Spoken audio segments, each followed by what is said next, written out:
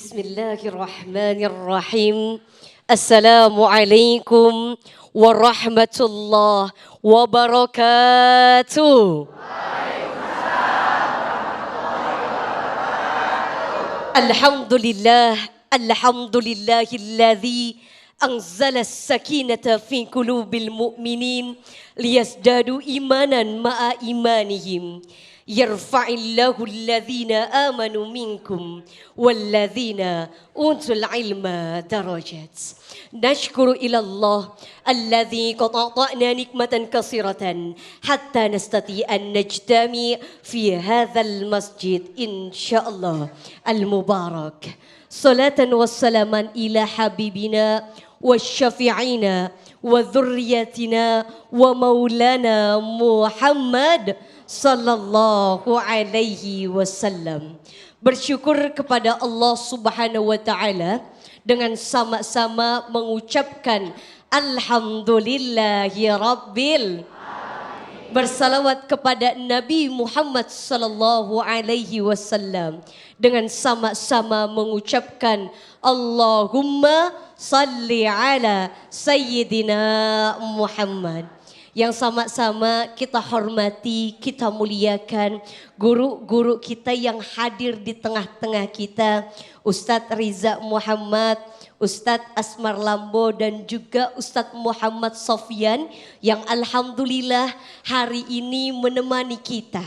Kita doakan sama-sama mudah-mudahan guru-guru kita senantiasa dalam lindungan Allah Subhanahu wa taala. Disehatkan badannya, diluaskan rezekinya, diberkahi hidupnya. Amin ya rabbal alamin. Dan juga yang saya banggakan alhamdulillah seluruh jemaah yang hadir, ayahanda, bunda maupun pemirsa Damai Indonesiaku TV One dimanapun berada. Ibu, bapak bagaimana kabarnya, badannya sehat? Alhamdulillah. Batinnya sehat? Kantongnya? Alhamdulillah. Allah Subhanahu wa taala berfirman dalam Al-Qur'an, "Wa ma khalaqtul jinna wal insa illa liya'budun." Tidaklah Allah menciptakan jin dan manusia melainkan untuk beribadah kepada Allah Subhanahu wa taala. Dan yang masya Allah, menikah adalah ibadah terpanjang, ibadah terlama, bukan hanya hitungan menit, bukan hanya hitungan jam, bukan hanya hitungan hari, bahkan bukan hanya hitungan tahun, tapi insya Allah sampai nanti kita wafat, menikah hitungannya akan tetap beribadah kepada Allah Subhanahu wa ta'ala. Dimana ketika kita menikah, tujuannya tidak lain tidak bukan satu, sakinah, artinya ketenangan, ketentraman. Dua, tujuan menikah adalah mawaddah, yaitu menumbuhkan rasa cinta.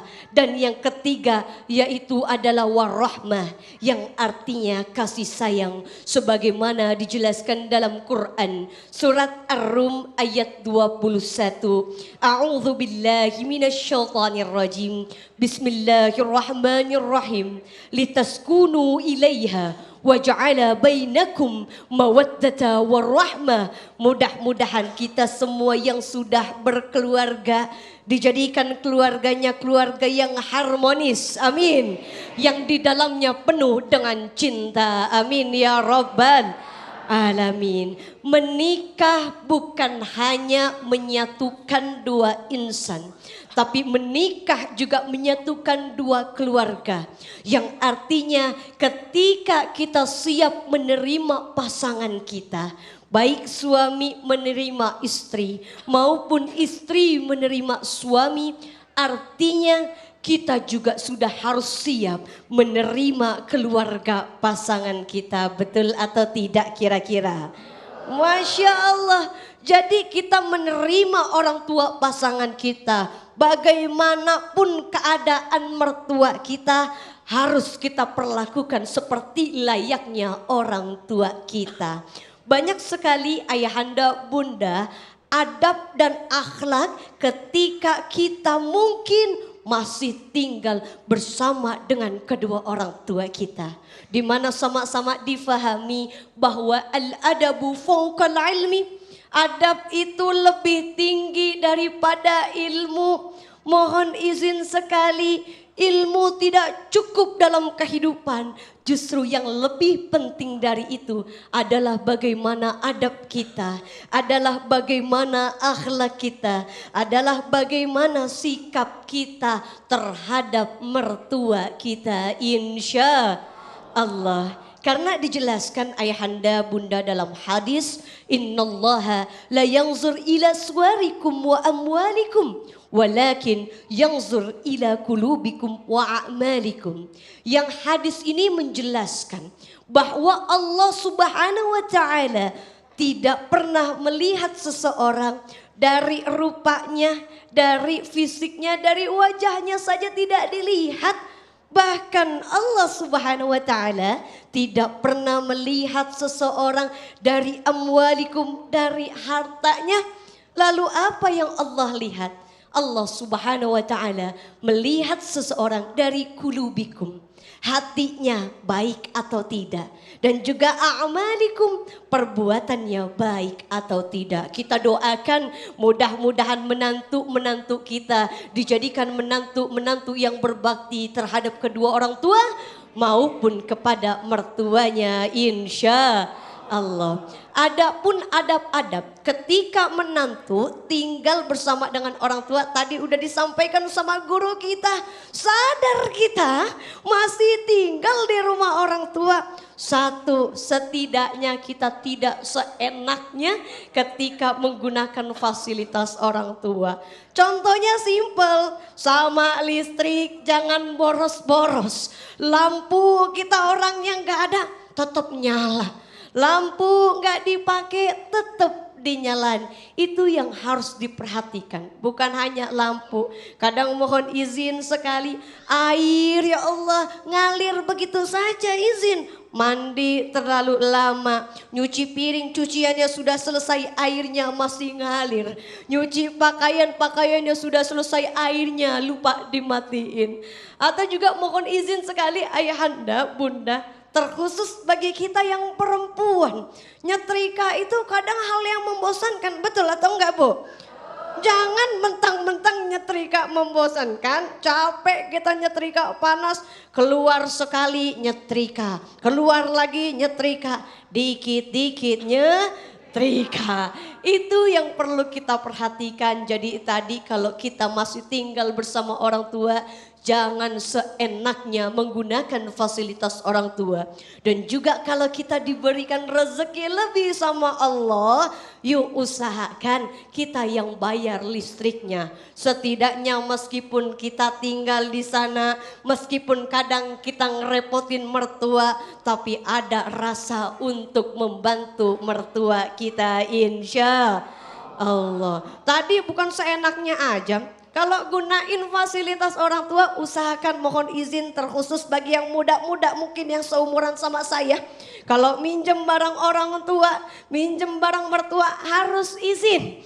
Jangan mentang-mentang mohon maaf mertuanya kaya raya, punya mobil banyak, punya motor banyak, mau pakai motor, mau pakai mobil, keluar kita lama bensin tidak diisi. Na'udzubillahi min zalik. Jadi tadi usahakan kalau orang tua punya barang, mau kendaraan, mau barang-barang kecil, misalkan cas HP atau juga barang-barang kecil seperti sendal, usahakan izin. Dan juga bukan hanya izin, tapi kita harus tanggung jawab.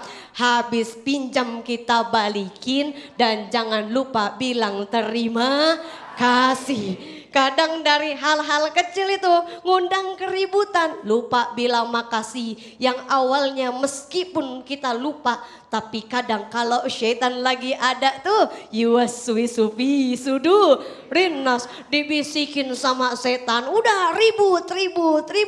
Mudah-mudahan keluarga kita dijadikan keluarga yang sakinah, mawaddah warahmah. Dan mudah-mudahan menantu kita bisa menjaga ucapannya seperti tadi yang dikatakan oleh guru kita, wabil walidaini ihsan, berbuat baiklah kepada mertua seperti kita memperlakukan kedua orang tua. Ada nasihat yang baik kita ambil, kalaupun ada kata-kata yang menyakitkan tidak usah dimasukkan ke dalam hati. Insya Allah. Insya Allah. Baik, terima kasih Kak Rima atas tausiahnya. Boleh duduk kembali. Dan tadi yang sampaikan, bukan hanya mungkin kita ketika kita menjaga etika, ketika kita masih numpang di rumah mertua. Namun secara tidak sadar, kepelikan ataupun konflik ini terjadi ketika menantu, ketika pendidikan lebih tinggi. Nah ini mungkin secara tidak sadar kita merasa lebih sombong dibandingkan mertua kita yang mohon maaf mungkin pendidikan lebih rendah.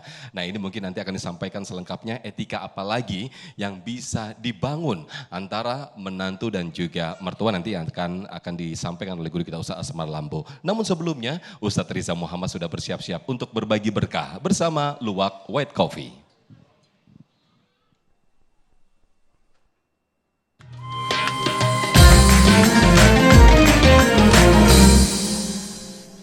Pemirsa Damai Indonesiaku, Rasulullah sallallahu alaihi wasallam bersabda, akmalul mu'minina imanan ahsanuhum khuluqan. Sebaik-baik iman seorang mukmin adalah orang yang paling baik akhlaknya.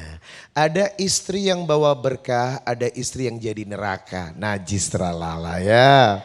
Saya ingin yang hadir ini adalah menantu-menantu yang bawa rezeki.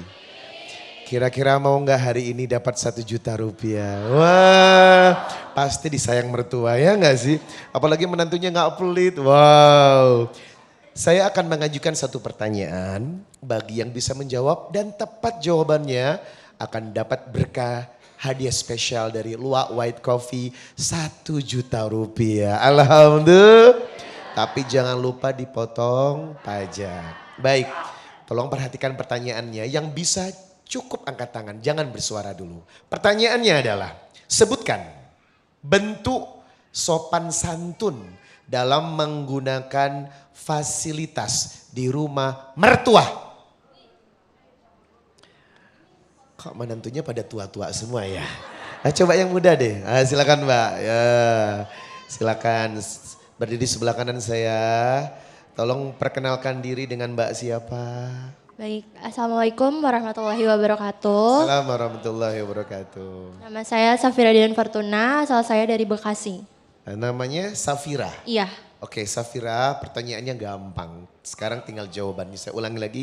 Sebutkan bentuk sopan santun dalam menggunakan fasilitas di rumah mertua.